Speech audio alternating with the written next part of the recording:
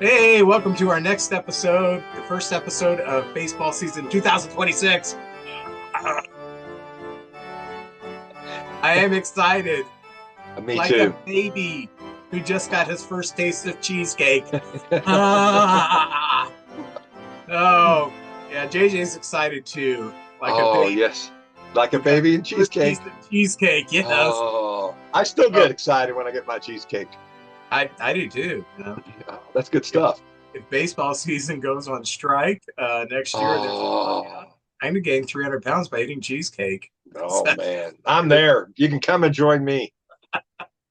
Uh, those of you who are watching us on YouTube, please make sure that you subscribe to the YouTube channel.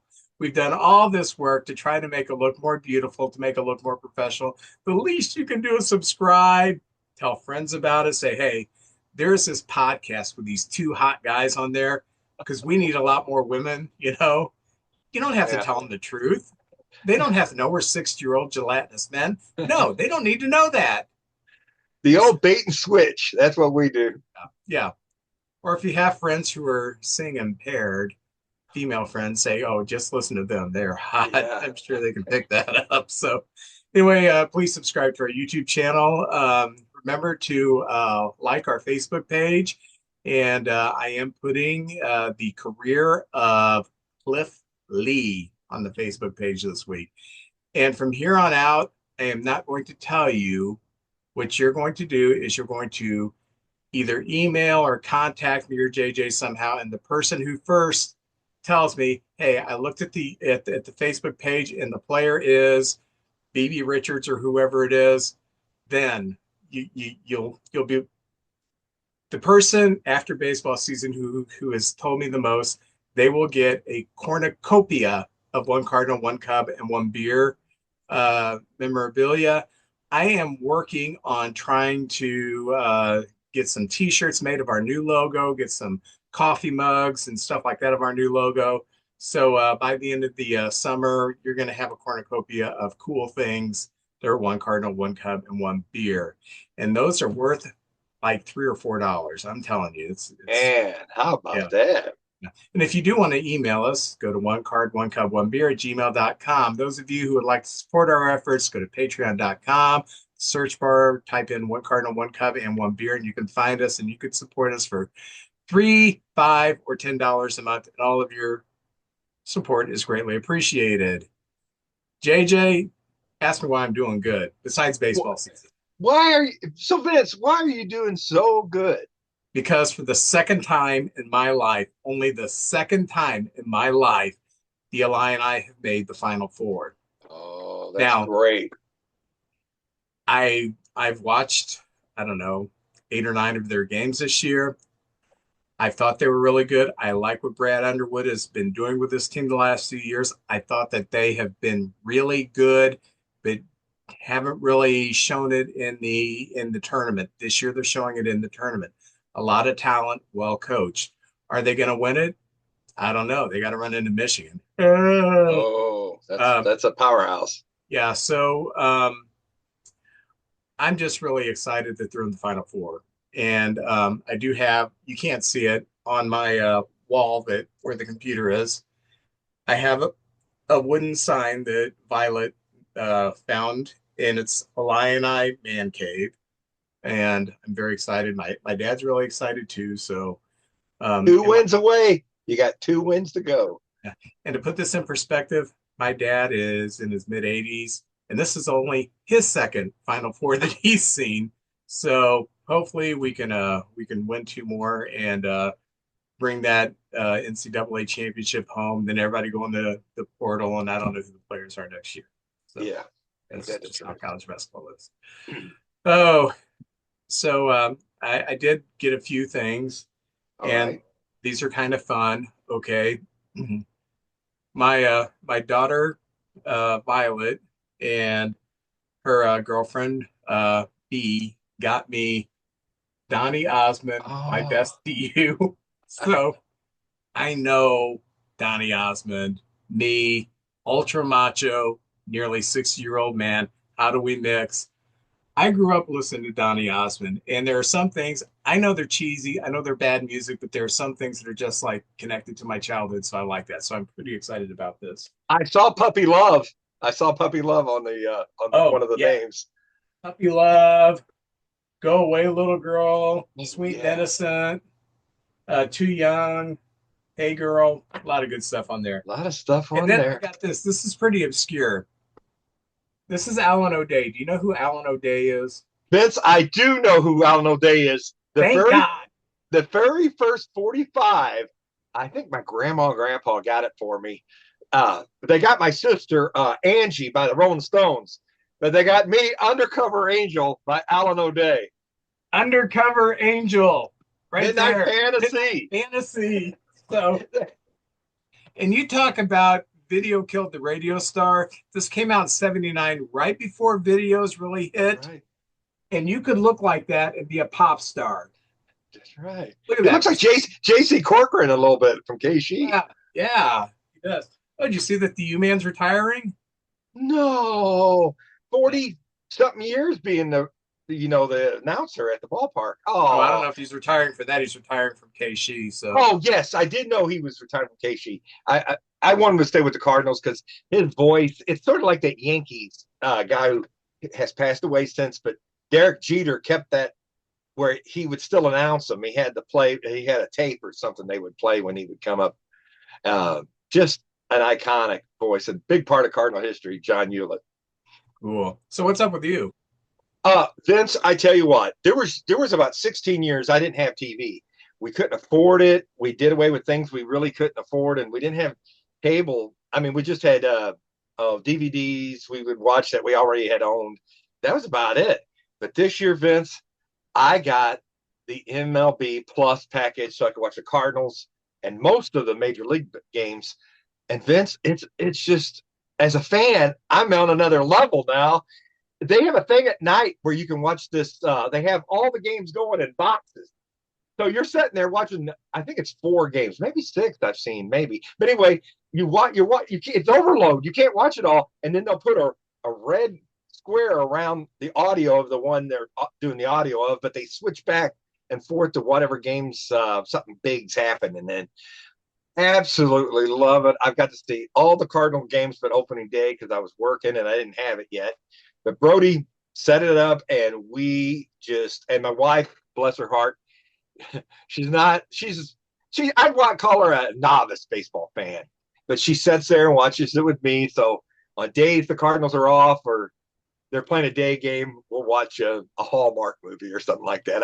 I have to, I know you some give and take there, but oh my gosh, Vince, it's wonderful having that thing and knowing you can come home, make some supper, and watch the game. That's just great. Yeah, Friday night we had to go to Springfield because my daughter had her capstone Oh, project, and so we're at the hotel, and I brought my laptop just in case I couldn't find baseball on the hotel TV, which I couldn't. So I I wanted to watch the Royals game because the Cubs oh didn't yeah. play, and they were blacked out. But Kathy has NordVPN, and so she just set up NordVPN on my laptop so I could watch the Royals game. And yeah, Man. I would have the Royals and the big one, and then 3 small ones going on, Oh, and I could pay attention pretty good. You want yeah. to know today? Just before we got on here, I watched the first couple of innings of the Baltimore Texas game. Uh, Yeah. DeGrom's pitching. I want to see DeGrom pitch, and he's throwing good. But Zach Eflin was pitching for Baltimore, and he's been injured. And by golly, he looked nasty. Well, He had given up a good. home run, but the breaking ball was there, and he threw a wicked changeup to I think Langford. Just it just died. I thought, man, if Eflin is back, Baltimore really has they got enough offense on that team. Maybe they can overcome some of their pitching woes. And if he's up to snuff, then awesome. Well, me and Brody went to Sunday's game. It was for the third game. The Cardinals had a chance to sweep. the Tampa Bay. I'll get in that later. But Steven Matz was pitching for Tampa Bay, and I like Steven Matz, and he did okay job last year, and man, he carved us up. I guess knowing him didn't help us any, and he looked really really good. That Tampa Bay kid team, Vince, they're a little shaky on defense, but they can hit. I mean, they just keep coming with the hitters. Uh, I'm thinking Diaz, or what is, I got his name written down, but their leadoff man had 8 hits in the series, and he's up to 11 already on the season. And Junior Cabanero, they just are loaded. Some really young players that are super fast, and if they just squeak the ball out there, they got a chance to get a hit. So I was really impressed by Tampa Bay. I mean, we got 2 out of 3, but it could have been they could have swept us. We got somebody was watching over us to get 2 out of 3 from them from Tampa Bay. But wow, Well, this is going to sound weird. We played the Nationals for the first 3 games. They beat us 2 out of 3. They looked pretty good. They're terrible on defense. Terrible on oh, defense. Joey Weimer, I think he got on base 8 times against us and only 8 at bats, because he didn't play the second game. Hit a couple of home runs and a triple. And this was a guy who last year, when we went to the game in Des Moines, was playing for the other team. So I'm thinking, where's Joey Weimer? Why is he killing us? I don't know. But anyway, That Brewer magic, man. well, we um gosh, we lost the first one. I'll get into this. Won the second one, lost the third one. But yeah, they're I I don't know if they'll be a 500 team, but they're not nearly as bad as they were last year. So, Okay, all eh, right. Got some well, good young players. yeah, yeah. Uh, there's a few transactions. There's a bunch of them, but there's a few that I do want to highlight. First of all, in Miami, Christopher Morel, former Cub, really like him. I hope he can get things straightened out. He's got 35 home run potential. One year he hit, I think, over 20 with us. But he is on the 10-day IL with a strained left oblique. Um, in the evil northern city, Milwaukee. Um, Andrew Vaughn is on the 10-day IL with left uh, hamate fracture, and Jackson Churio started the season on the 10-day IL with fractured left hand. Um, I thought this was interesting. Ryan Brazier signed a minor league contract with Texas, and Tommy Pham signed a minor league contract with the Mets. So they're trying to, sharpen themselves up in AAA and maybe come up and contribute. And one of the great people in baseball retired, Jason Hayward, Heard that. and I don't that we paid him 181 million for mediocre baseball. We got a World Series championship out of it. I don't care. I don't care. He was fine on defense. Well, he's great on defense. Got good arm, real good arm. Good arm. Covered a lot of ground in right field. Um, yeah, he rolls over way too much. He never could overcome that um, completely, but gave a lot back to the community, and I always thought he was a class guy. I remember him coming up with Atlanta, and he was like their next big guy, and he had so much potential. And he did a fine job with the Cardinals. We tried to re-sign him, but he said, "There's nothing happening here. I'm going up with the Cubs where things are happening." And we're like, "All right," and they end up winning the World Series. So it was a good move for him for sure. Yeah. Only one obituary. Ken Clay, who pitched from 77 through 81, has passed away at the age of 71. Um, if you recognize that name, he was with the Yankees teams in 77 and 78 that won the World Series. He was a middle reliever. You'd bring in with, you're down a few runs. Um, but he did make appearances in both World Series, and in the last years of his career, he played with the Rangers and Mariners. So Ken Clay passed away at the age of 71, and Rest in peace, Mr. Clay. Those are the Uh, glue guys. The guys, you know all the superstars and the really good, but there's the guys that play their role, do their job, parts of World Series championships. There's so many of those guys, and that's why I like doing this, Vince. We get to recognize those guys because it's guys like that that really are the glue of the team. There's so many. I can just think of so many Cardinals that have came through in big moments. And Glenn Brummer, only a handful of us know Glenn Brummer, but I'll never forget that guy. And he would fill in when needed and could steal home if he had to. So yeah, just glue guys out there, and that makes up most of the ball players out there. yeah, and those years, the Yankees had great bullpens. Oh yeah, Archie Lyle years, for one of those years, and then Gossage in there. And you had pitchers who, when you started, you were expected to go 7 or 8 innings. that's And when right. you had Guidry and Figueroa, Catfish Hunter, pitchers like that, it was hard for people like Ken Clay to get into a World Series game, but he got into World Series games. So, Right. and I've never gotten into a World Series game. I Me know neither. you, I watched a few, but no, never been in the game.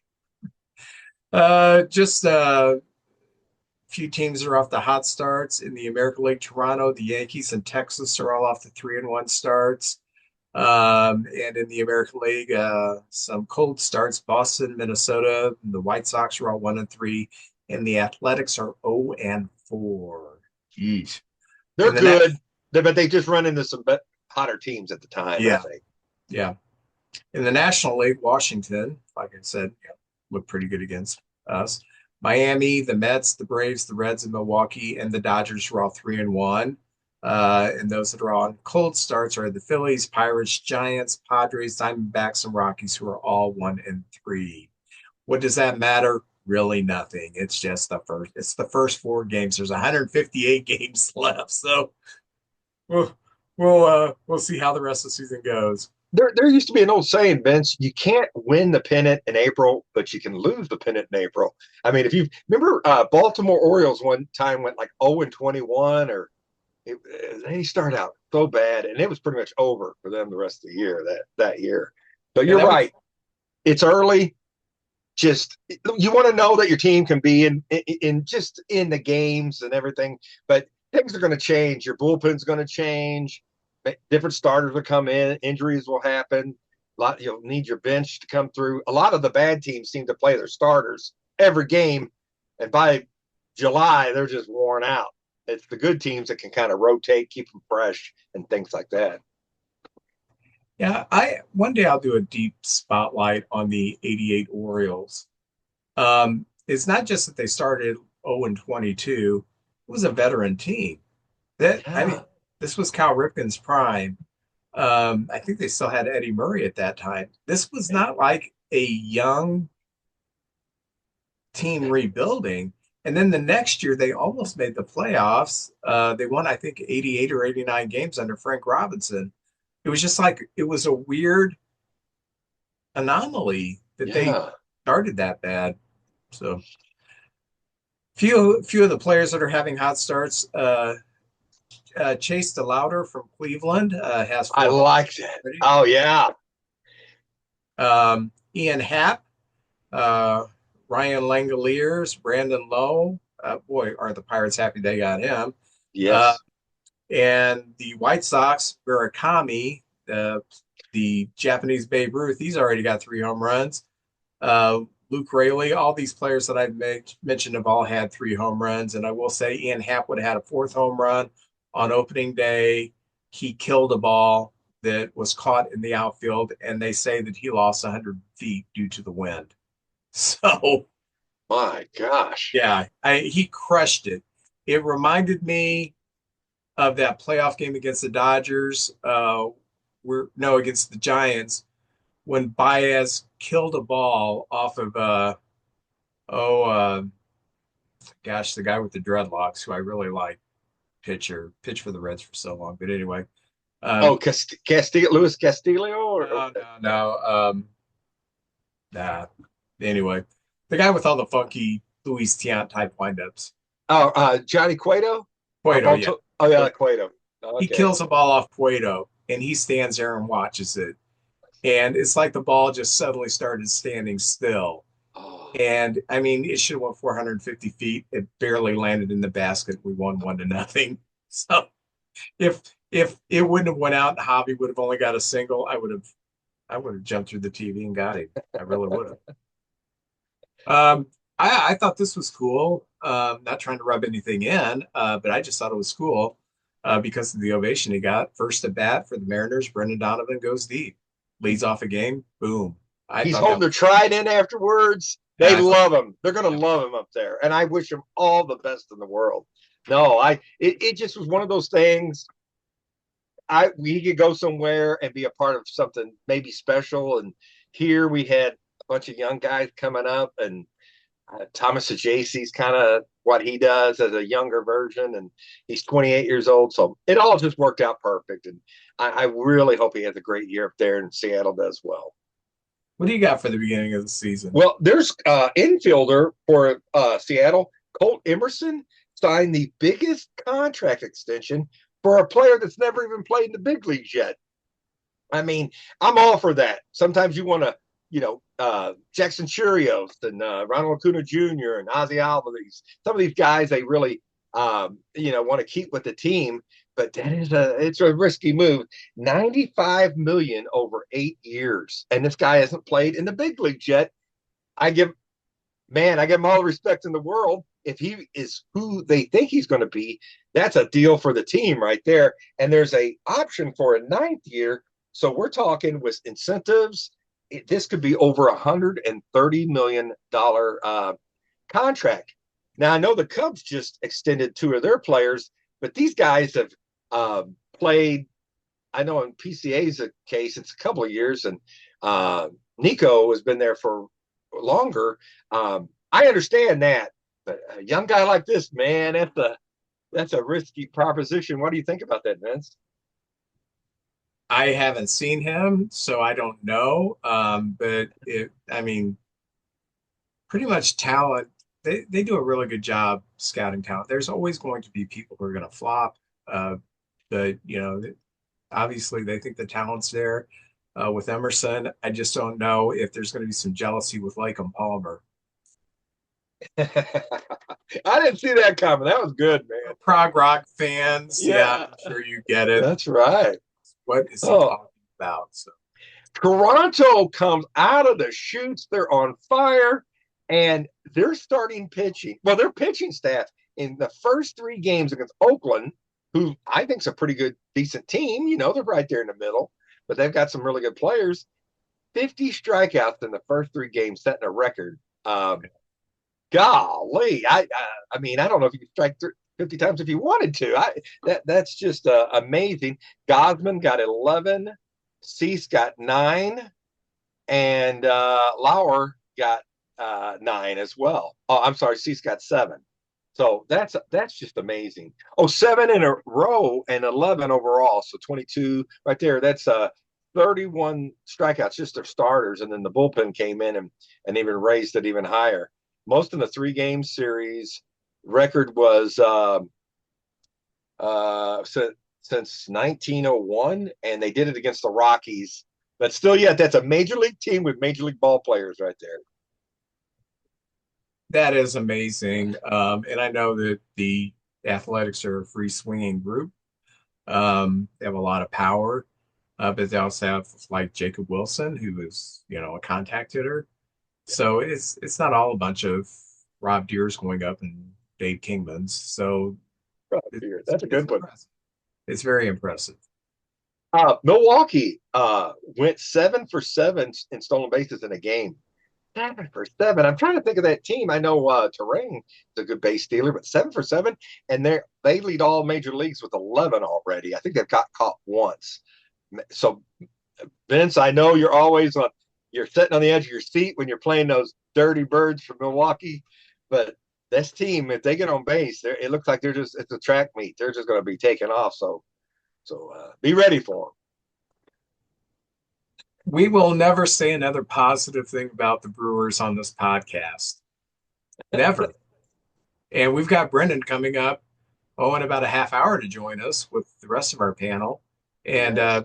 we're not going to say positive things, you know. We're not even going to let him say positive things.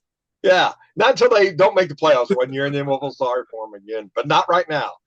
The first ejection, ABS is now the part of baseball. And Vince, I was going to do a whole thing on ABS, but I will say this: I'm a very traditional guy. I love the game of baseball the way it is. I don't want people monkeying with it. But again, it's just in the last few years we've had instant replay, and I kind of was okay on instant replay. You want to make sure they get it right, but I wanted baseball to make sure they did it right, and I'll get to that in a minute. Then we had the pitch clock, which I wasn't for at first. Now I'm okay with it. I've seen it in action. I like it. You said it's okay, JJ. They're doing it in the minors. It's really working out well. And then ABS, I was like, well, if they can get it right, that'll be awesome. And I like the way they do it. And baseball, I respect them because they went down in the minors, they worked on it, and they got it where it was up when it came to the majors. It was ready, and the players were, kind of knew how to go. I still think it's got a lot of teams. I think the Pirates used up their two challenges in the first inning and lost their challenges, and then later on it cost them. So you got to be. I think there'll be a day where maybe some players are like, look, you do whatever the ump says. We're going to let these players use it because some pitchers, every pitcher thinks their ball's a strike. Maybe, and a lot of catchers. I know Salvador Perez is like 5 for 5 on his challenges, and I love it. And Vince, when I went to the game Sunday, I saw it in action. It didn't take much time. Supposedly, you only got 2 seconds to call it, and I think there was a play in baseball this week and where the ump said, "No, you took too much time because you can't look in your dugout and get any help. You just got to turn and say, no, I want to challenge that." But when I at the game, you would see the player tap his cap, you would see the ump turn, and then everybody in the ballpark. It keeps you involved in the game. Everybody looked up at the scoreboard, and if it was if it was for the Cardinals and they got it right, everybody's and it's just screaming and hollering, and everybody's involved. And if it's a ball, they're like, oh, it's that kind of thing. So you can't blame the umps now. But Derek Shelton of the Twins is the first manager ejected for arguing the ABS system. And it was more of a time thing. He thought Ryan Helsley took too much time to call for it. I don't know how they're going to get 2 seconds, but it's got to be quick. Got to be Yeah. quick. So what did you enjoy the ABS system? What you saw of it this week? Yeah.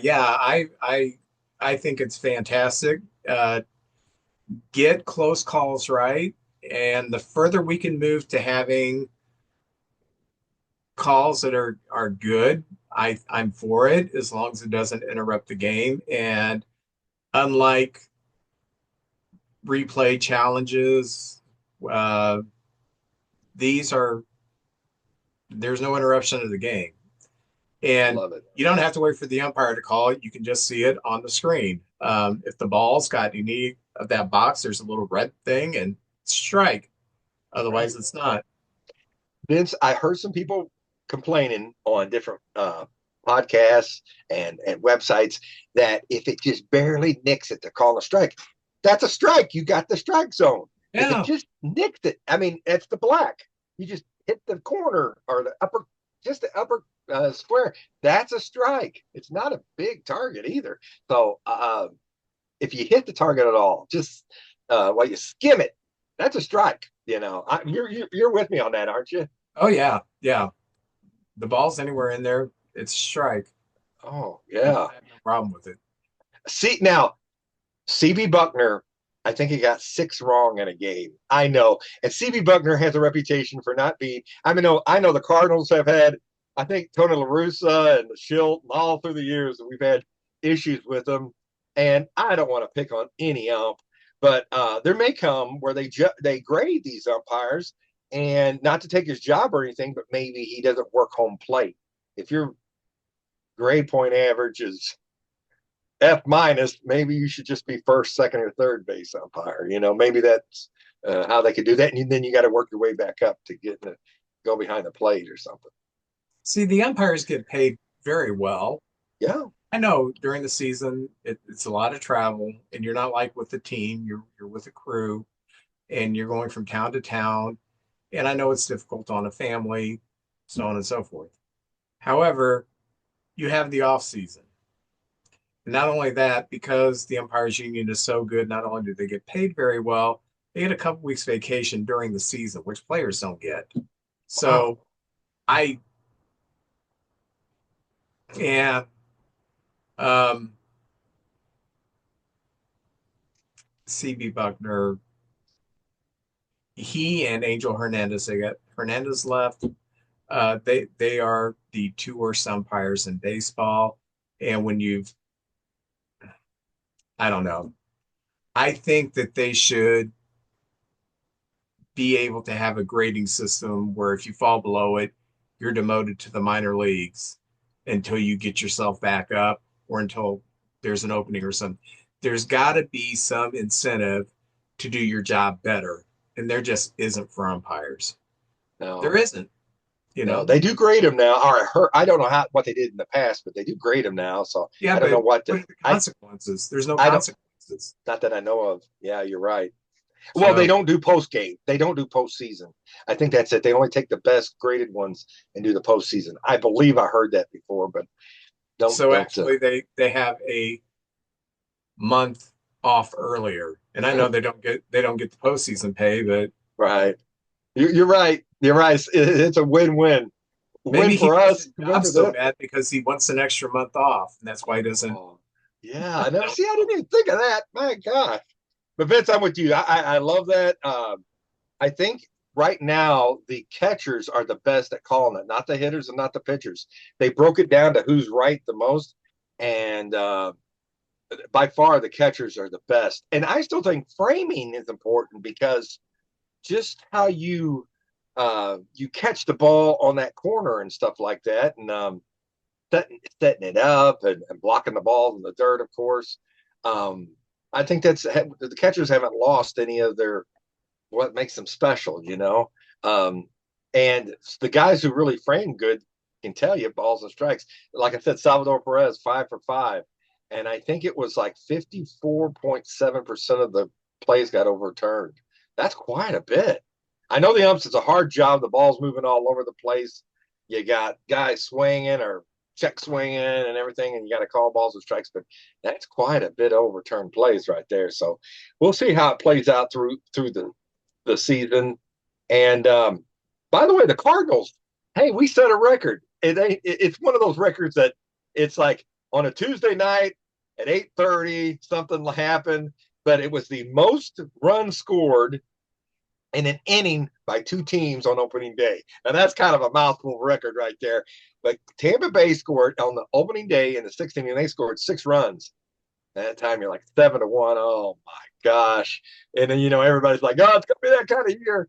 And then something magical happened, and the Cardinals scored 7 runs in the bottom of the inning, eight runs in the bottom of the inning, 14 runs, and that tied an all-time record that was set. I have it somewhere around here.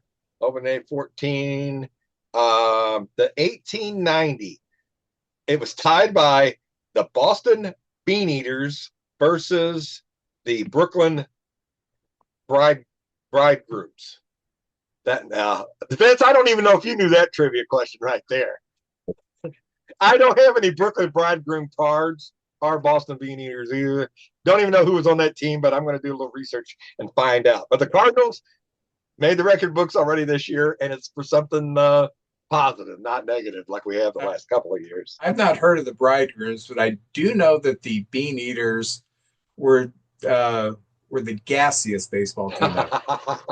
That's right. You didn't want to be the catcher with them in the batter's That was box. before Beano. I mean, if you had enough that stomach, it just flowed out. So, Man. Well, Vince, the last thing I have on general news, I believe, yeah, is Ray Hartman, one of our devout listeners and watchers, and he's been on the show many, many times. He wanted us to do our fantasy, our semi-annual one Cardinal, one Cub, one beer fantasy league. So I got 12 of the most brave-hearted people And basically, that's how it is. We get 12 people. We have six National League, six American League teams, and we draw from teams that didn't make the playoffs last year. So nobody's fighting over the Yankees and the Cubs and the Dodgers. It's all the teams like the Cardinals and the Pirates, teams like that. So Vince, would it be all right if I draw our league up? Sure, go ahead. All right, it's win losses. That's all we're going by. We're not making transactions because people get hard feelings and things like that. It's just that's your team. You follow them all the way to the end of August, and then the two top teams meet for a month-long World Series, and that'll be fun. All right, here's our players. So I'm gonna mix that up, and our first player, and everybody's excited about this. I got some surprises for you too, Vince.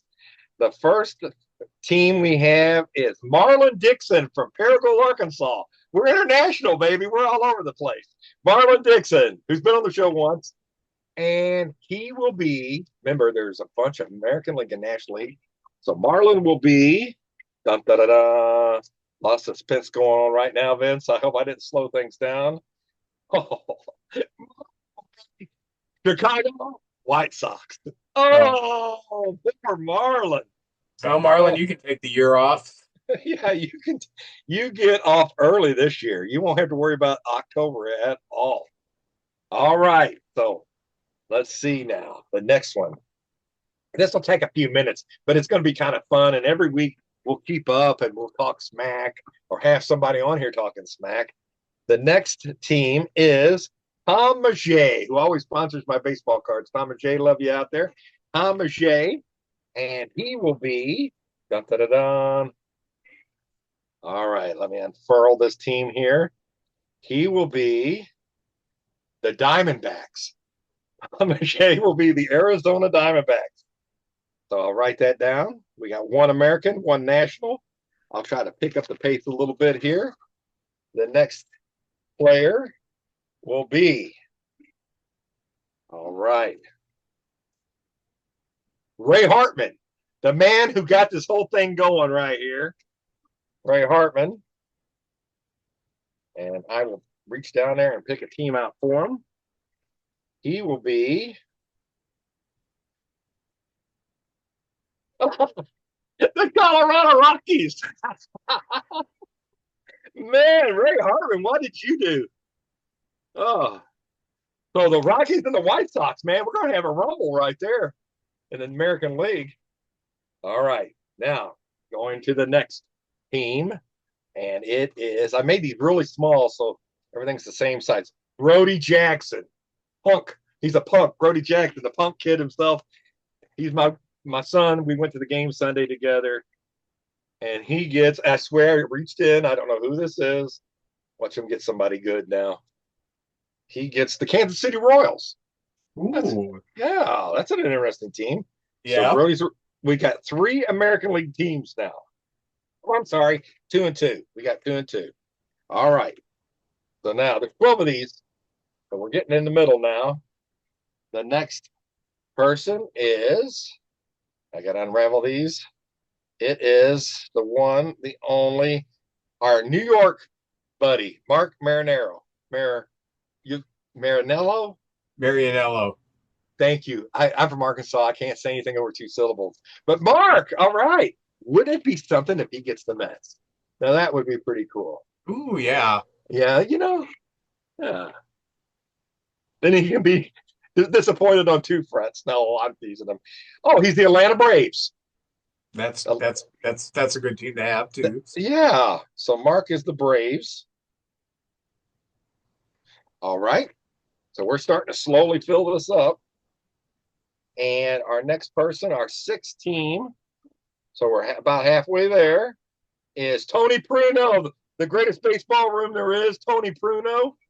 And Tony, and by the way, the winners, I talked to our sponsors, $100 in cash, not the stuff that everybody's not a Cardinal fan. So I usually send a box of Cardinal stuff, but no, $100 in cash from our sponsors, JD Hills Rest Home. JD Hills donated $100 because it is the Angels. And Tony Pruno is an angel. So I will write that down. The Angels. By the way, Mike Trout seems to be back. He's looked good. A couple home runs already. Yeah. Yeah, proud. All right, Vince. Here we go. The next one is Dennis Rose, Vietnam vet, good guy, listens every single week. Wonderful guy, and he will be all right. Drum roll right here. Dennis will be the Tampa Bay Devil Rays. All right, Tampa Bay, Dennis Rose. All right, now we're getting down to it. All right. A lot of these people have been on the show. Are they? Scott Dunn, Officer Scott Dunn, good man. And he will be, all right, the Oakland A's, or the A's. I don't know what city they're with. So now we got one, two, three, four, five American League teams. So we can only have one more American League team in there. All right, we're getting down there. And remember, this is sponsored by Shady Acres. Candy Bart. Candy has won some prizes in the past. We don't have a lot of ladies that listen to the show, so we really appreciate you. Is the Mets. Candy is the Mets. That's good. That's a real good team.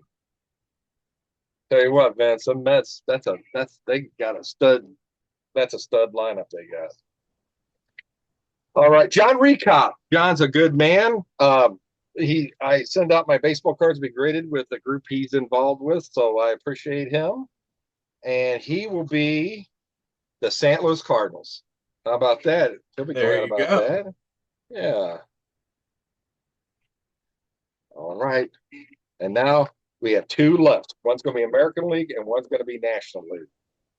All right. It is Robbie Spear, who won the first Fantasy League championship. So he's coming in here, ladies, like Ric Flair. He's making a big entrance. And he will be.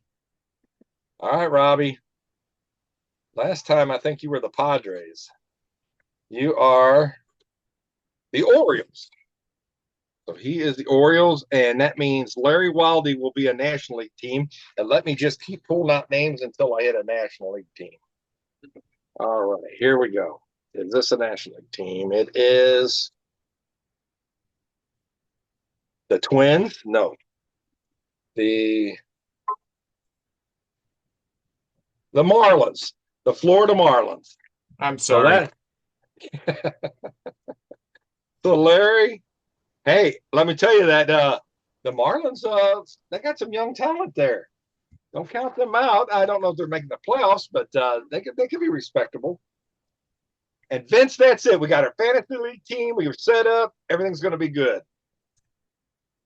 Well, what's going on with the Cardinals? Well, the Cardinals went up to the stadium, and Vince, it looks great. I think they put a lot of money into it. Everywhere, there's different little things for kids and places to eat, souvenirs. Really nice. I think the stadium's coming along.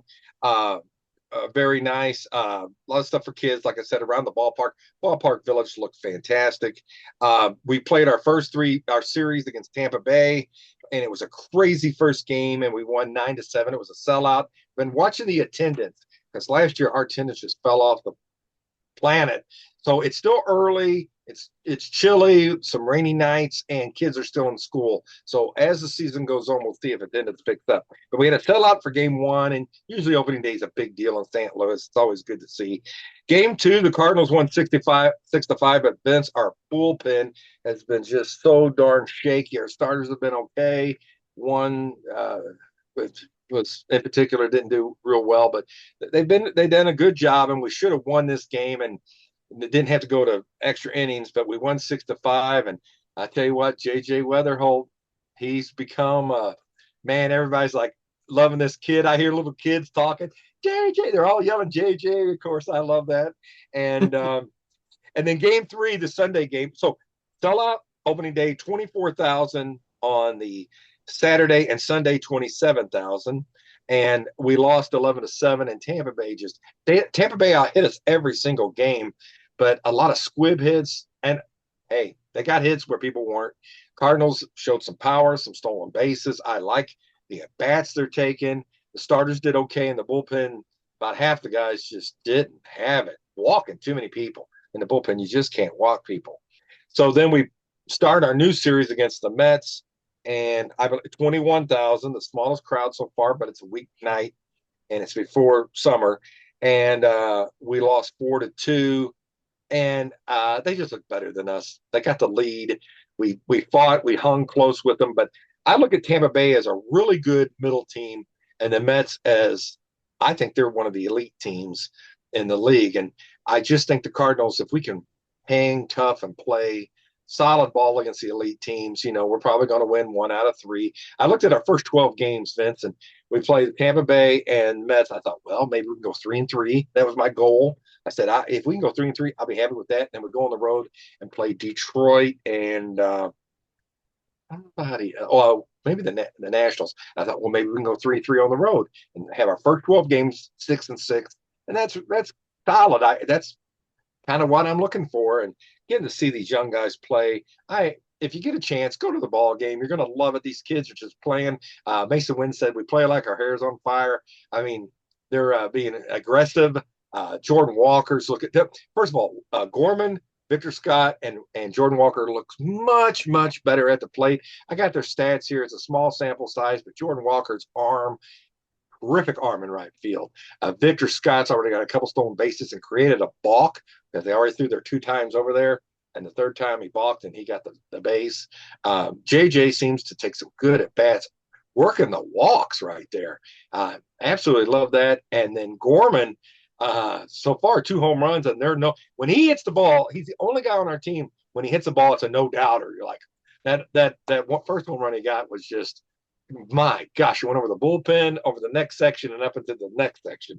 And you're like, all right, that's going to be fun to watch this year. The bullpen's been very shaky, though. But, I think the bullpens are always a work in progress. We'll see what we got. We got guys in Memphis. I mean, maybe it's cold yet. I don't know. But for Swanson, who was great last year, it's really scared me so far. But some of the stats, it's just good to see. JJ 250, 4 for 16.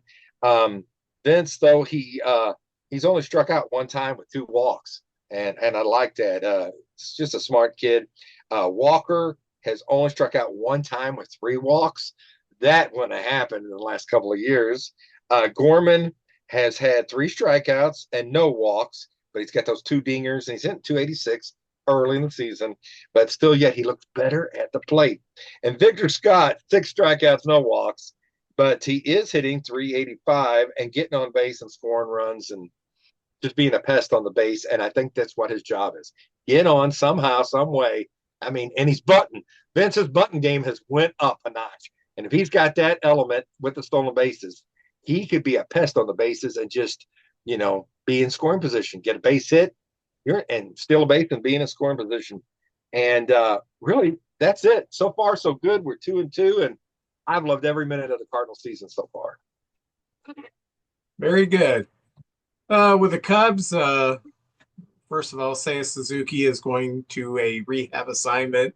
We're not sure if he's going to AAA or AA. It's going to depend on which has the better weather forecast. And I'm serious, that's what they do this time of the year. So he's going to go somewhere, and they're hoping maybe next week when we go on the road that sometime during that time he'll be ready to come back. Also want to talk about last week we extended PCA. This week we extended Nico Horner 8 years, or 6 years for 141 million. Most people don't realize this. He was like second or third in the National League in WAR. He is a great player. But being he's not a home run hitter, no one really hears about him. He hit 297 last year. He steals bases. He plays defense like it's nobody's business, and he's the leader on the team. So I was really happy to see that. We did go 2-2. We went 1-2 against the Nationals to start the season, and then last night we beat the Angels. The Angels looked terrible, but it was the first game that they lost, I believe. First or second game that they lost, so they've looked good against somebody. But I do want to talk about the second game against the Nationals. We didn't even need to show up. It was stupid why we even played that game because they were starting Michaelis. They might as well just given us the game. And we went out there and we crushed Michaelis. So, I thought of that when it happened too. uh, um, excuse me. First game, Boyd looked sharp the first two innings and then fell apart. So Eh, I hope he gets it together. Second game, Kate Hort went out there and just shoved 7 innings or 6 1/3 innings, only 2 runs, 3 hits. And he picked up right where he left off last year. And then the third game, we had Imanaga pitch, and he he did okay. I think he got 6 innings, but in the first inning, he did what he did. He gave up a 3-run home run, and we lost the game 6-3. Um, so, and then last night, Edward Cabrera, our new pitcher, 6 innings, no runs, 1 hit, and he looked like a stud. So tonight, Tyone in his 17 and a half ERA over spring training is going to be starting. So we shall see how that goes. And hopefully, uh, hopefully the wind's blowing in. So Yes. otherwise we're going to be in trouble. As far as the hitters go, Happ has gotten off to a good start with the 3 home runs. PCA has gotten off to a really good start. 2 of his hits have been bunts down the third base line. And when you play him to pull, which he is a pull hitter, but your third baseman cannot play off the line because he's going to drop the bunt. He's going to get on all day long. And he gets on first, it's a double. So um, the Nationals had a very strange play. Um, PCA is on second, someone is on first, and there's a ground ball to the third baseman that's going to be the third out. All he has to do is throw it to first base. But like a lot of third basemen, just decided he would jog to third base and just, get the force out there. Well, he forgot the PCA was running. PCA beat him to third base. So Oh, wow. pretty awesome. Um, we haven't had a chance. Palencia has pitched a garbage inning. Because we're either blowing out or getting blown out. So we haven't had any save opportunities yet. And the one player that I'm still puzzled by why he's on the roster, and after seeing him, I think he's had 5 at bats and struck out 4 times. One was a fastball, maybe 91 miles an hour, right down the middle, and he swung right through it. Why is Michael Conforto on this team? Why is he getting at bats, and why isn't Dylan Carlson getting those at bats? Um, I Conforto had a terrible year. He hit under 200 and over 400 at bats. He only hit 12 home runs. This is a guy who you think is going to be a thumper. He's clearly on the way down. We didn't need another Justin Turner to sit on the bench and not do much. I don't know why he's on this team. I think Carlson is a better all-around player, is a much better defender than Conforto. Um, so I would like to see that happen. So that's all Cub news. This is our annual divisional roundtable, and we're going to talk about the teams that we cheer for. JJ the Cardinals, B God's team, Brendan the Devils team, and Don and Dale the teams that are up and coming. Okay, we'll put it that way. So wait a minute, we made the playoffs last year, so Yeah, he did. They did. did. it doesn't hardly ever happen. So sorry. You did. So let's start with this. I want to ask everybody simple question.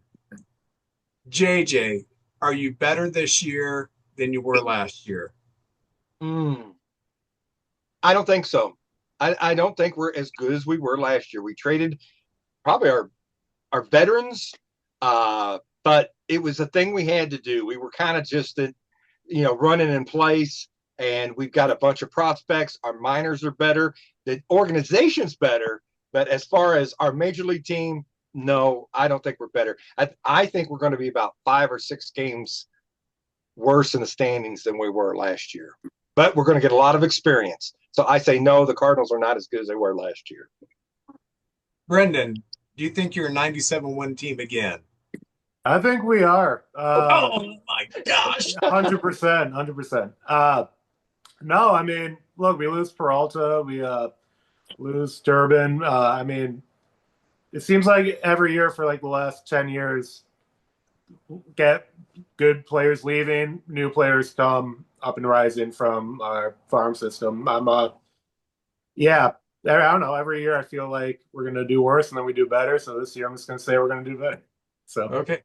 Isaac Collins hit a home run for the Royals yesterday, by the way, just letting you know. So, okay. There you go. Okay. I like him. Good for him. Good for him. Don, are the Pirates going to be better this year? Oh, heck yes. I mean, he couldn't be any worse. I yeah, I think so because I think that, we made a lot of good offensive trades. We do have good pitching. As a matter of fact, we got a good, so far, we got a decent game from Bubba Chandler. He actually threw a no-hitter. A little wild, though. He had to be pulled because he gave up six. He has six bases on balls in the game, but they brought in, the bases were loaded. This was in the bottom of the fifth, but they brought in Johan Ramirez, and he retired the side without the Reds scoring a run. And sorry about that, Dale, but right now we're looking at a 6-1 score, and at this point the Reds don't have a hit. Wow. Whoa. No kidding. So, but yes, I do. I do think we're going to be better. Dale, do you think you're going to be better? Okay. My son is the brains of this operation, and I asked him, and he says he thinks we're going to be better, even though it looks like it from a pitching standpoint, although right now Green and Lodolo are out hurt, and our hitting is worse. But he says somehow that equates to being a little better. So we did get Suarez back.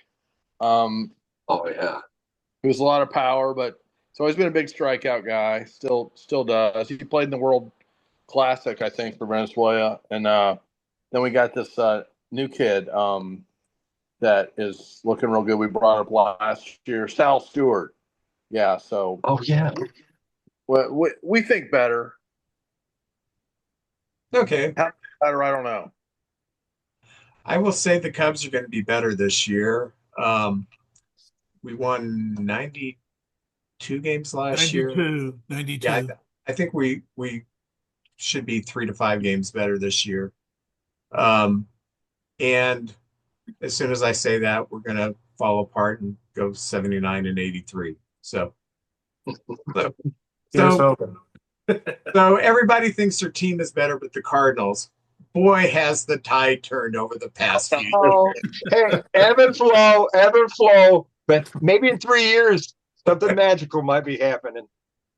All right. I got a question for everybody. You got your lineups, you got your players you like, and the young guys and your veterans and everything. Every team, there's a player on every team that there's about 2 or 3 on every team I'd pay to go see. But who do you think is the one player you can't afford to lose? It would be the hardest to replace on your team. And I'm going to start with you, Dale, because I've been to Cincinnati. I've been to all these ballparks, and I love watching the Reds play. I love their history. It's a great ballpark. But who do you think is the Cubs or the Reds player that you can't replace? He's just the pivotal guy on the team you can't afford to lose. I think I'm just gonna say Hunter Green, even though we do have him lost for till maybe June. So I don't know if that makes sense really, but when he's that's a big loss. Yeah. Me and Vince are big Hunter Green fans. We talk about him all the time, Yeah, and love to see that guy pitch. Man, he's an ace. yeah, he's good. So Yeah, yeah. Well, you know, you might I'm be gonna down there ask, with us then if that's the case. You know, I'm gonna ask Seth too, and if he tells me something different on get this, back. I'm texting him while we're on this. He'll set me straight. So he knows Oh, the stats. I go way back, but he knows the stats way better than me. oh yeah, I love talking baseball with y'all. We're done. What about your team, the Pirates? Who is the one guy you just can't afford to lose this year? He's got to stay healthy to have a good year for the team. Paul Skeens.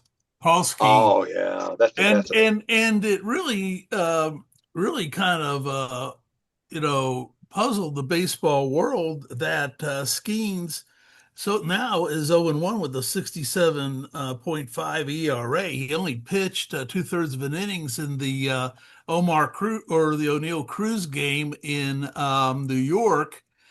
And I think the thing, to be honest with you, I think he'll be healthy. What worries me is the auto ball strike challenge system because when he would get, the close pitches, like right on the line, um, umpires would give it to him because, well, he's Paul Skeens, I'm sure it's a strike.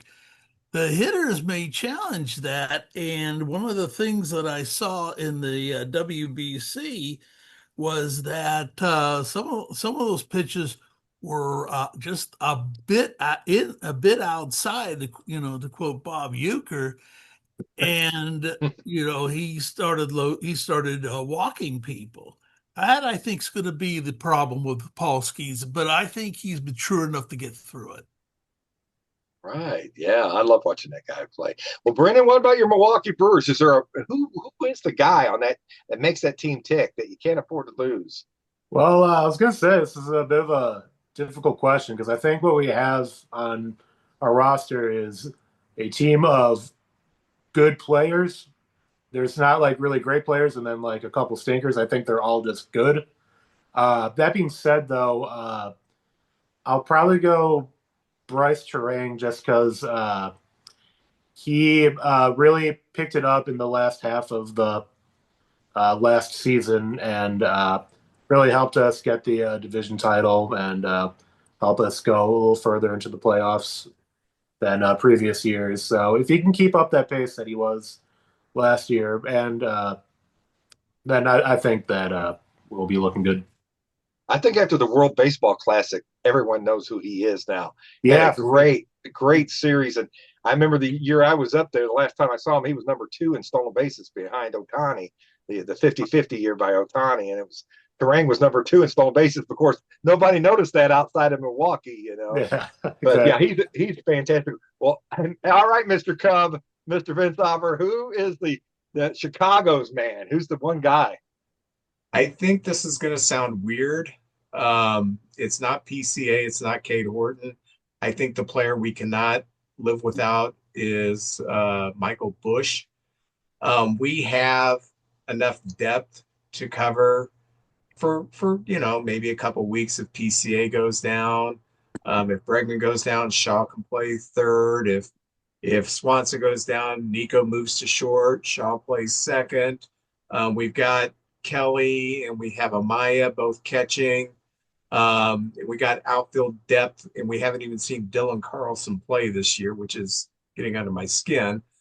But Michael Bush, we really don't have much to back up first base, and we really don't have that kind of power from the left side. And I know PCA hit 30 home runs last year, but I'm not sure that that is something that's going to be an annual thing because he's certainly going to see more difficult pitching like he did the second half of last year. So I do see him as, someone 20, 25 home runs, with 30. I'm not so sure that that's something that's going to be something that he's going to do every year. But Michael Bush, great at bats. He bats leadoff. He hit 34 last year. He had a tremendous playoffs.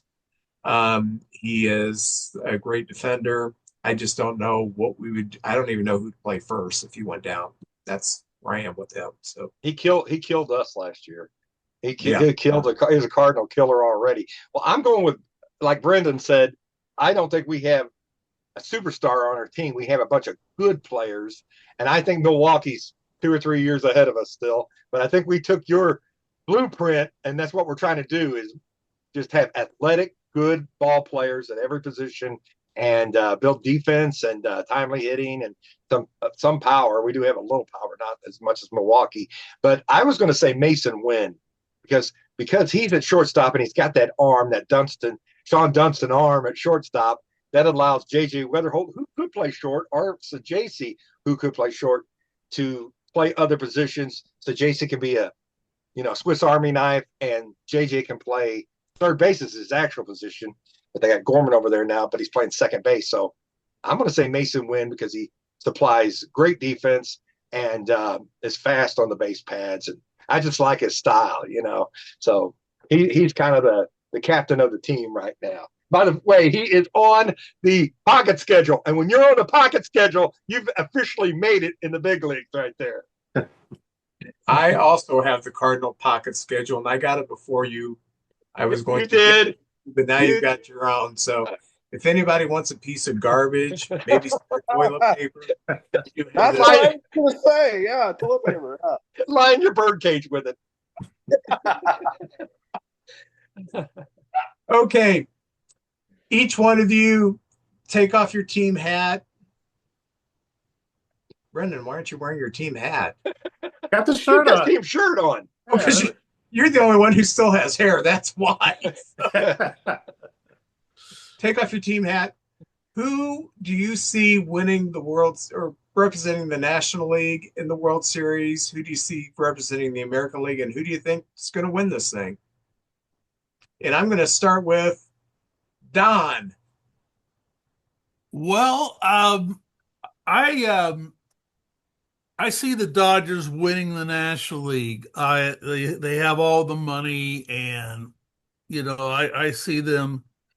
I see them in the NL, but on the AL, I'm gonna go for Seattle.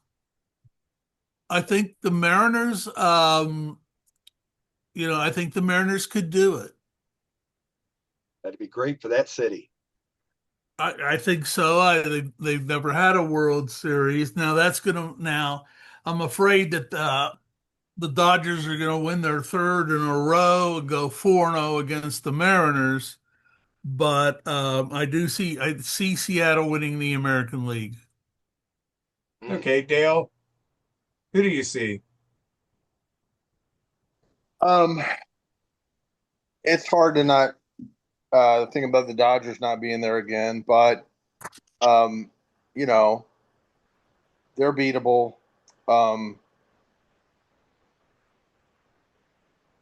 And the American League, I don't know as well, so I'm just gonna say Yankees or Mariners. Okay. So we've got a Dodger, two Mariners. Well, I'll call it a Mariner and a half a Yeah, Yankee. Mariner half. Yeah, half a Yankee. Brendan. I mean, I hate to jump on the train, but yeah, I mean, the Dodgers, they have everything. They have all the top players. I think they play better in the playoffs than they do in the regular season. So I'm going to have to go Dodgers in the NL. AL, I was thinking about this before the start of the season. I think it's going to be a repeat. I think we're going to get the Blue Jays back in there as well. It's going to be a repeat of last year. And, I'm hoping the Blue Jays would be able to pull it off then. Okay, JJ, who do you see? All right, now that's before me and Brendan, man, we think alike. I like this. This Milwaukee guy is my partner here. I'm going Toronto. I really think they've got everything there is. Of course, injuries can happen, but my gosh, they look so good. And I'm going to go outside the box. Vince. Now, if I was betting money, I'd say Dodgers. I think there's a little team on the south side or on the north side of Chicago that I think they're the little train that could. But here's the kicker: they're going to get they're like Dusty Rhodes going for the championship, and Ric Flair's going to pull the rug underneath them, and Toronto's going to beat them in 6. That's my prediction. Mark it down. Put it in the books. All right. I'm going to go with the Dodgers in the National League. Surprise, surprise. And I'm going to go for a dark horse in the American League. I'm going to pick the Detroit Tigers, Oh, who Okay. got Hey, oh, they got the pitching. they were so hot at the beginning of the year and then fell apart, squeaked into the playoffs and made a pretty decent run. Um, they're young and they've got a lot of talent and pitching is out of this world. So I think just so I don't have to say Yankees or Blue Jays or Mariners, I'll just say the Tigers. And they got AJ Hinch going to be beating them trash cans. Yeah.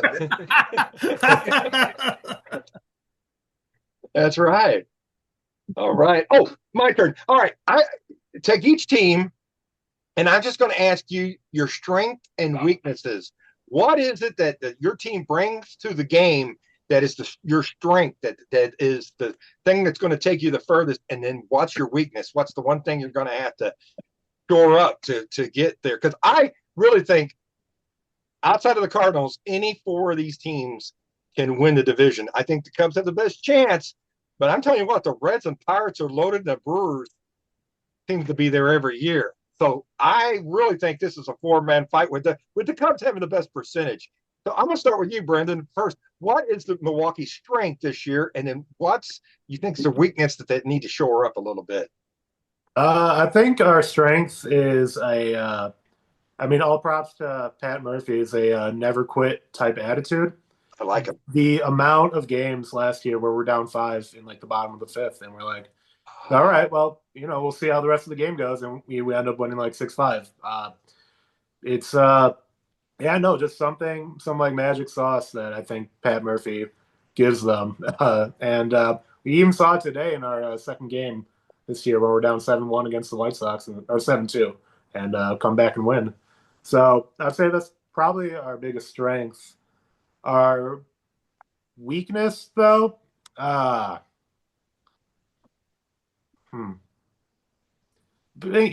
power hitting. It's our weakness every year. We just don't generate runs by hitting home runs or triples, or even it's a lot of singles in our.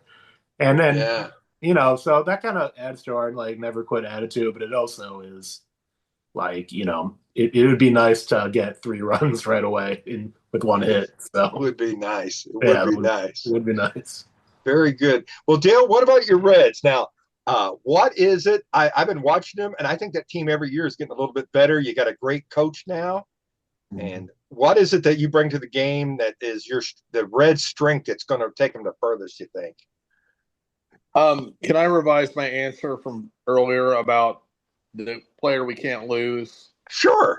I phoned a friend, my son, and he said Andrew Abbott is the pitcher that we can't afford to lose. I mean, we're already without Green, so it's kind of funny to say it's Green. Well, I already lost him. So, but he had 2.87 ERA last year. So, and along those lines, pitching is our strength, and our weakness is our offense. So, we added Suarez, some power, but strikes out a lot still, and got this the young guy coming up, Sal Stewart, which can maybe shore that up. But that's our weakness is our offense. Okay. All right. Very good. And Don, your Pirates, what's going on with them? What's going to take them all the way this year? Pitching's the strength. Pitching's the strength, but I think the offense is undecided because not only did you get Brandon Lau and Ryan O'Hearn, you also got Alphabet Garcia. Who I'm talking about, the name that ends with Nixon that nobody can pronounce. Yeah. And I believe it's Jotunson, and I think he'll end up making it in the majors. And speaking of getting in the majors and providing needed offense, I think it's going to be Connor Griffin. I think you're going to see his 19-year-old self come up and play short. Shorter center they're talking about. I think short because he's playing that in Indy. And as far as being 19 years old, Bill Mazeroski was 19 when he came up in his first year with the Pirates. And as far as the Milwaukee Brewers are concerned, Robin Yount was 19. Right. Look at the career that man had. Oh yeah. So yeah, I think that uh, offense is really going to pitching will be good.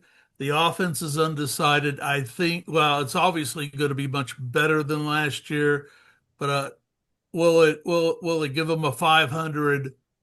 Hopefully they could get 500. Good. Well, Vince, what about your Cubbies? I'm going to say that our strength is our defense. Man. We have two Gold Glovers in left and center. We have a Gold Glover at third, a Gold Glover at short, a Gold Glover at second, and behind the plate and at first base, two guys who made finalists for Gold Glove. Besides right field, we really just don't have a weakness. In right, a shade below that is depth. We got a lot of depth. The biggest weakness is we have pitchers who, in my mind, are on the wrong side of 30.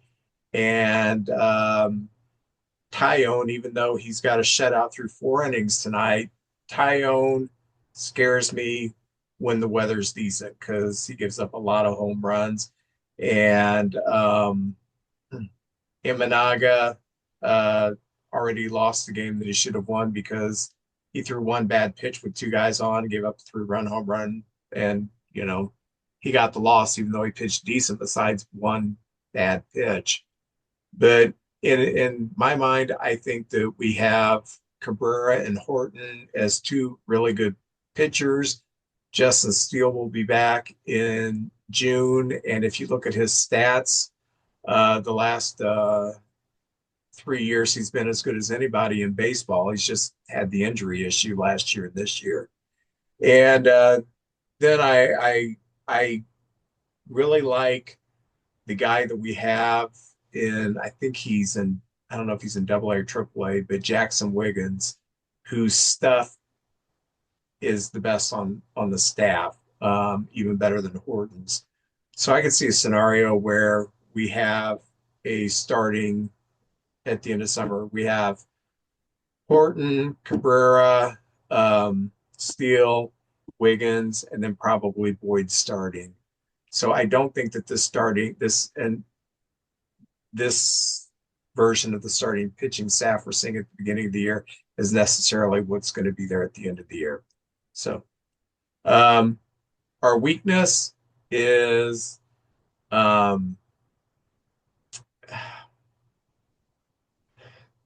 there are times I question what Council's doing. That's I feel that. I get it. Yeah. Yeah, like why is Michael Conforto A on this team and B playing? I just don't get it. So Well, my answer is now, Don, check this out. My answer is the same. Youth is our strength and youth is our weakness. We're 24. Our average player is 24.7 years. Vince, what were you doing when you were 24.7 years old?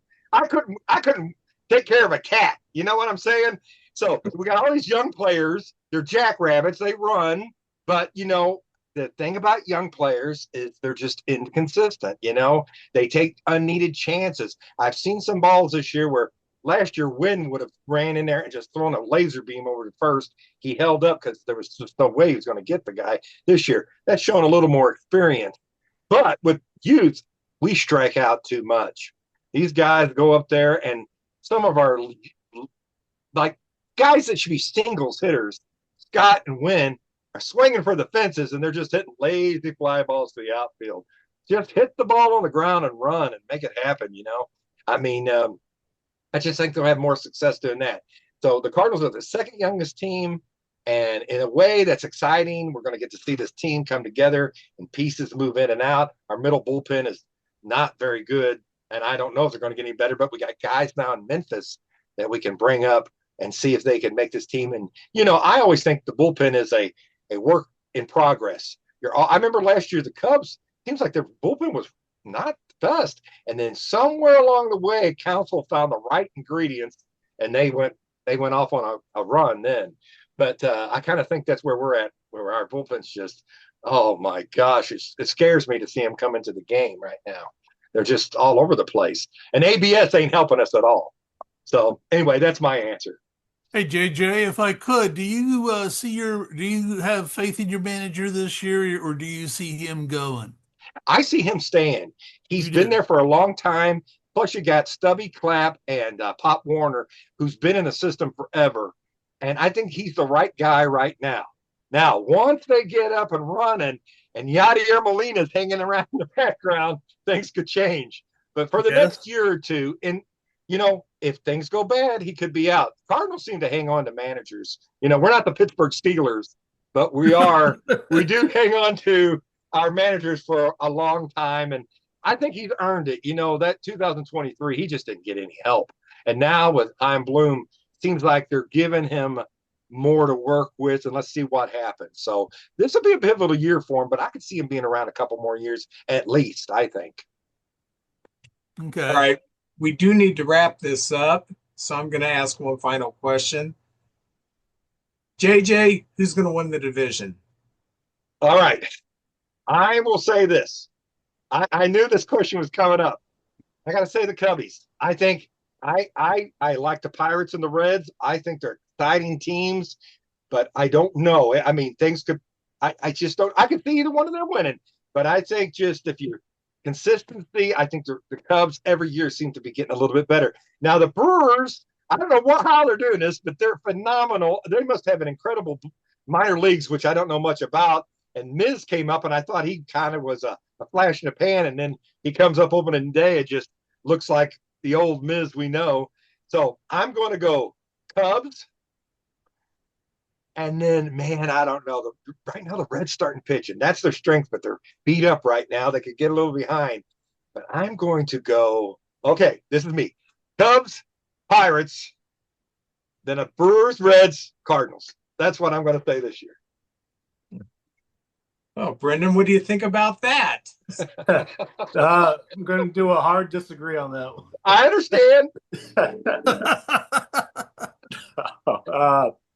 Well, I got to say the Brewers on top. I don't know. We find ways to do it. We're going to find a way again this year. So yeah, give me Brewers first. Cubs are right there. I think have only gotten better than last year, so I'll do Cubs second. I'll do Pirates third, Reds fourth, Cardinals fifth. I thought that was you were going to change. I thought you were going with the Cardinals first. Yeah.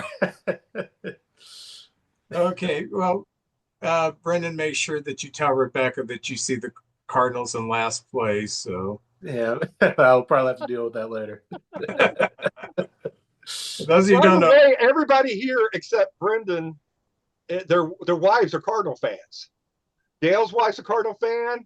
Don's wife, your wife, my wife. They're all Cardinal fans. well, Brendan's fiance is a Cardinal fan. Cardinal fan? Well, hey, you're in the club.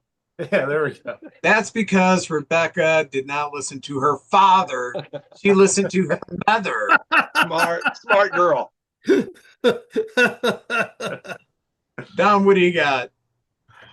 I'm going to go with Milwaukee because you got the best manager in baseball in Pat Murphy. And I think that this man is going to take his team, and it's a strong team to begin with. I think you're going to go see the Brewers go far. I'll go the Cubs second. It could either, for third place, either the Pirates or the Reds. They're going to be battling themselves for third. I think they'll tie for third.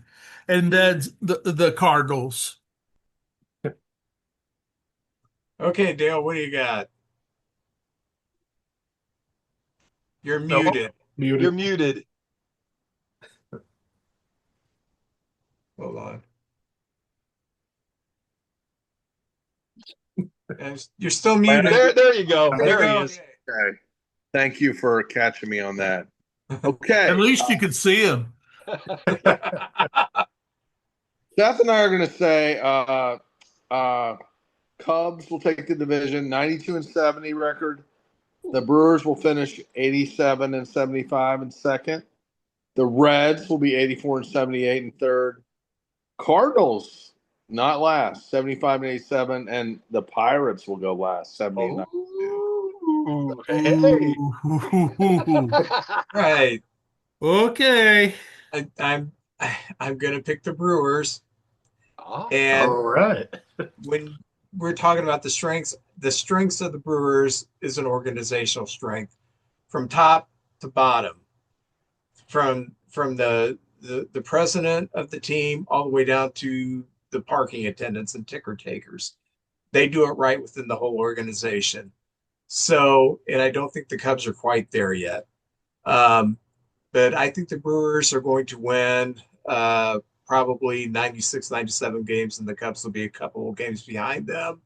I have Pittsburgh in third, and that's mainly because with Hunter Green out, Lodolo out, if the injury bug really hits Cincinnati this year, Pittsburgh will be ahead of them.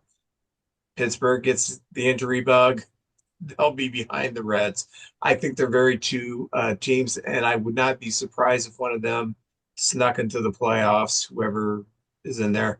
And then the Cardinals are, JJ. I told him I don't see them winning 70 games. I have a stop there. They're 67 wins away from that right now. No, 67, 68 wins. I put some money down on that too. Yeah, all right. Well, we all have to do something with our money. So, but anyway, I'm putting mine in the gas tank. I want to thank everybody for coming here. Oh, thank you guys. You. And So glad to be here. I do mean this from the bottom of my heart. Good luck to everybody. Yes. And as a Cub fan, I've been through a lot of bad baseball, but I can definitely say bad baseball is better than no baseball. Amen. Good Yeah, point. that's right. Hopefully All we right. see that next year. All right. All right. Well, Yes, thank you, sir. everybody, for joining us. Thank you guys. Thank Thank you you. all. All right. Yeah. Thank you. Thanks. See you later. I enjoyed that. That was fun. Oh, everybody was great. It's going to be a fun season. JJ, Yes. I have 1988 tops. Oh, I love that year. And I can have. Oh, I don't have gum, but this is Top Heritage, where they make the players of today in a series of cards. And I think this might be 77, the style of the card. All right. So I got Heritage tops. I'm very excited about this. All right. 3 Hall of Famers, Vince. 3 Hall of Famers. I'm saying one. I love it when the gum is in one piece. Oh yeah, it's gonna be a good day then. So I still have not come to the point where I want to put 35-year-old gum in my mouth. I understand. Anyway, Hall of Famer right off the bat for the Twins, the Angels, the Pirates, the Indians. Bert Blyleven? Yeah, he played for just about everybody. Indians, Twins, Rangers. I forgot about the Rangers. Oh, Bert B. Home Blyleven. Oh, yeah. Great curveball right there. All-time great curveball. For the Brewers, we have pitcher Mike Burbick. I do not remember him. I don't either. He's happy though. He's a happy man. Oh, former Cub, former Padre, had a really good playoff run in '84 for the Padres. Carmelo Martinez. Oh yeah, I forgot all about him. Yes, I love that guy. Oh, we have a guy who has roots in Ireland for the Rangers. We have third baseman Tom O'Malley. Tom O'Malley. Remember him? I don't either. For the Dodgers, right-hander Brian Holton. I do remember him. I don't really remember him either, Vince. 53 games in 87 for the Dodgers. Okay. So he played significantly for a couple of years. For the Red Sox, we have shortstop Jody Reed. I remember Jody Reed. Yeah. Very reliable player, good defensive player. Ooh, for the Braves, we have outfielder Albert Hall. Good fourth outfielder. Yeah. For the Cardinals, we Oh, have the right field legend, Jim Lindemann. knocked it foul ball out of the ballpark in the old stadium. Yes. What a guy. We have a man played for the Brewers and played for the Orioles, BJ Sherhoff. Oh, yeah, he was good. Yep. For the Athletics, we have pitcher Rick Rodriguez. Oh, I remember him. Excuse me. Good pitcher. Hollywood calling right there. That's a good looking fella. Former Brewer, former Dodger. No, I am not related to Lou, Mr. Greg Brock. Greg Brock. Yeah. I remember Uh, him. He was a slow, he had power. yeah, I had a couple 20 home run seasons. Um, for the Tigers, pitcher Jeff Robinson. I remember him. Yeah. For the Braves, it also played for the Blue Jays and Yankees. Shortstop Damaso Garcia. I Good don't remember player. him, Vince. Huh? Was he a Toronto Blue Jay, did you say? Yeah, yeah. Okay. I remember him as a Blue Jay. Yep. Blue Jay pitcher, the guy who threw as funky as anybody, almost completely underhanded, kind of a submariner. Uh, his best year he had in '88 before this, Mark Eichhorn. Oh, He yes. he had like 110 innings and 140 strikeouts out of the bullpen one year, and he didn't throw all hard at all. And former Pirate, former Tiger, no, excuse me, not Pirate Met. Yeah, Walt Terrell. I remember Walt Teller. A good number three pitcher right Yeah, there. yeah, pretty good. So one Hall of Famer. You got it right. I said three, you said one, so you got that right. Well, no Hall of Famers here because these are the heritage cards. They may pay tribute to an old timer in this set. All right, here's the style, and it's the one and only Atlanta Brave now. He was a White Sox and a Red Sox. Chris Sale, right there. Ah, I like that. They even make the back of the card look just like it. Look at all the years that Sale played.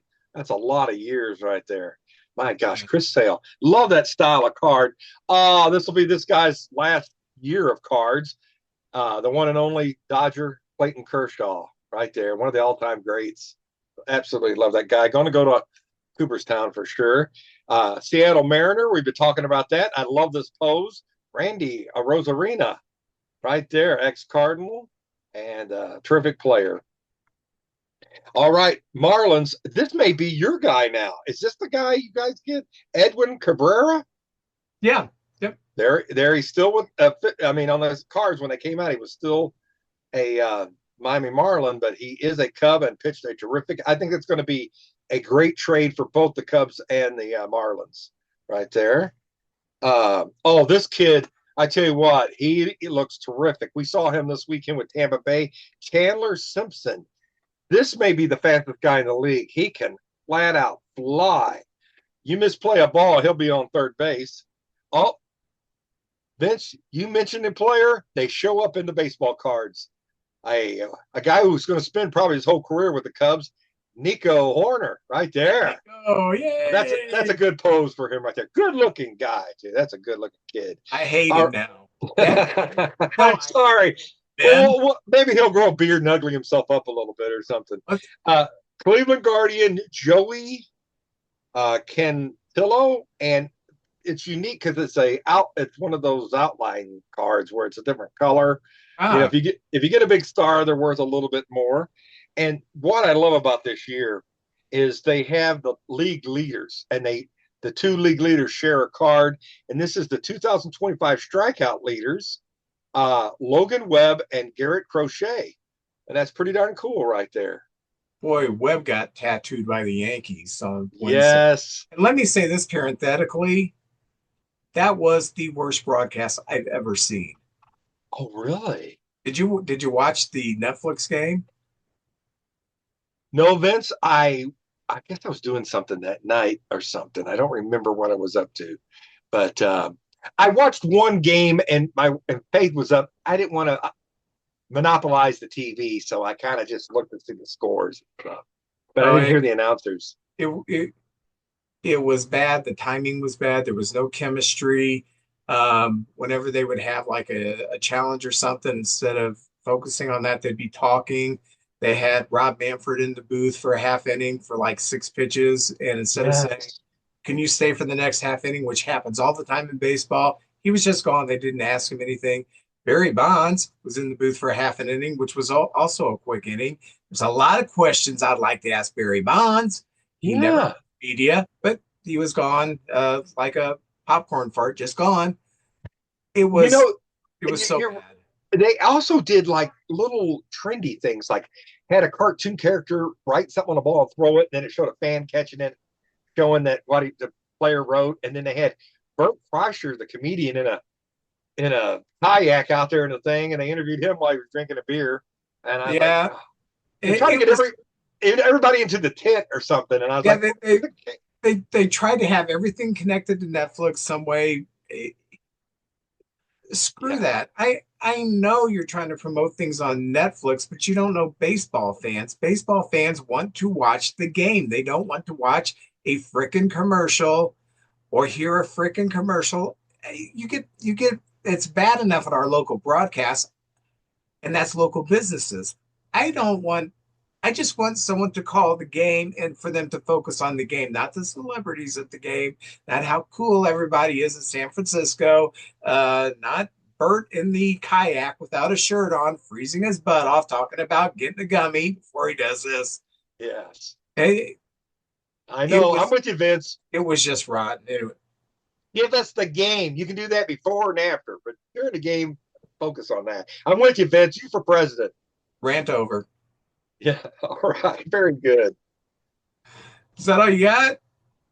That's all I got, Vince. All right. That's good. Good time. Everybody, thank you for joining us. And we are happy baseball season is back. And remember, those of you who are in the fantasy league, root for your team that was so bad last year. Yes. And hopefully you can win some money. And remember, starting next week on the Facebook page, I'll put a picture up. The first person that gets a hold of me or JJ telling me, hey, that is um, Bob Brenly. Oh, that's a We'll good one. we'll give you a name and at the name on a piece of paper and a hat. And at the end of the year, if you've won 20 of those, you got 20 names in the hat. If you've won five, you got five, or one, that we're Like going to a put in. lottery. You will get a prize package. And hopefully I can get a baseball ticket in that prize package. I know Oh, yeah, that'd be cool. that a few years ago. Yeah. Oh, Mark won. Mark won, yeah. And I That's had to right. get Mets tickets, and I know nothing. But oh, gosh, Mets tickets are expensive, man. Yeah, up in New York, everything's more expensive, I think. All right. Well, JJ, we'll see you next week. Next week, hey, play ball. Let's have fun. It's gonna be a good year. Amen.